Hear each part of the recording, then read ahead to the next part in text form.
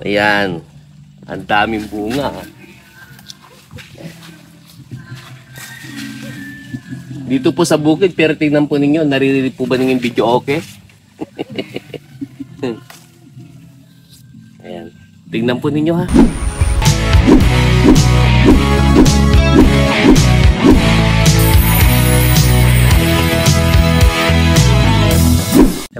Hello. Samahan niyo po si Garden Buddy dito sa ating farm, Tambayan, Itisirong Tumanga. Ito po at mamimitas po tayo ulit nitong siniguelas. Okay?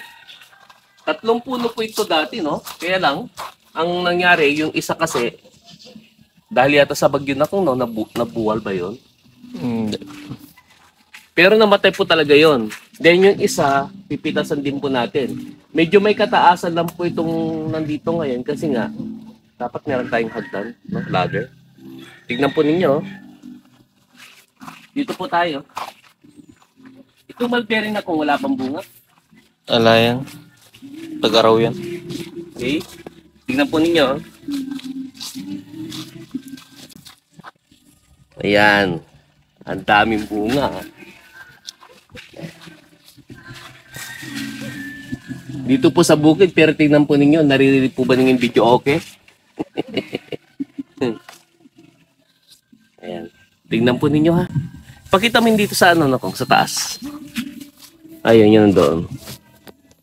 Oh, diba? Pipitasin po yan ngayon lahat.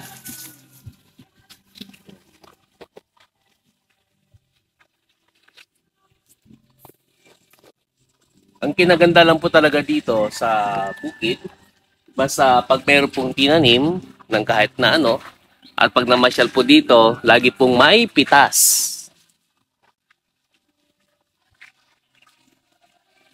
Aagarin na po namin kasi nga po, babalik naman po kami ng Bataan. Okay. Ayan. Saan? Ayan, pasensya po. Ay, sira. Sira pala. Okay.